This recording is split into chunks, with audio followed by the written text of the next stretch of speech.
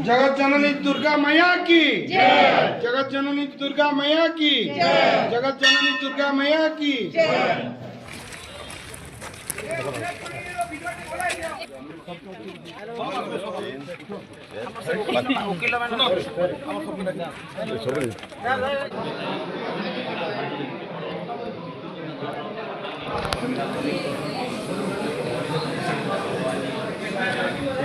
देखु विजु जनता दल सब जनसेवार विश्वास करी प्रभात पुरुष विजु पट्टनायक गोटे सब डिविजन थी नुआपड़ा को जिला गठन करते आमर प्रिय नेता नवीन पट्टनायक महोदय नुआपड़ा को गोटे विकसित जिले में परिणत करते।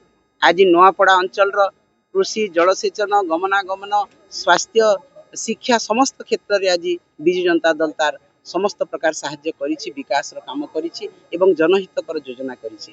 ताकू आमे पाथ्य करी लोकों पाखक जीवु एवं वर्तमान सरकार डबल इंजिन सरकार विफलता नारी निर्यातना युवक युवती को टंका नहीं चाकरी दिया होची आज समस्त क्षेत्र में विफल होती। स्वास्थ्य क्षेत्र कहुँ शिक्षा क्षेत्र कहुँ कौन सी स्थान रे आज भारतीय जनता पार्टी गोटे काम एपर्यंत आरंभ हो पारि ना।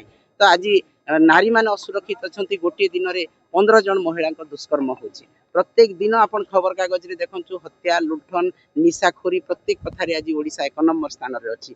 तेणु या विफलता को आम लोकों पाखक जीवु एवं जनसाधारण मध्य महिला माने आज सुभद्रा योजना नहीं कि अतिष्ठ अच्छा। आज वृद्ध वृद्धा भत्ता 3000 कथा कही दे पारे से क्षुब्ध अच्छा।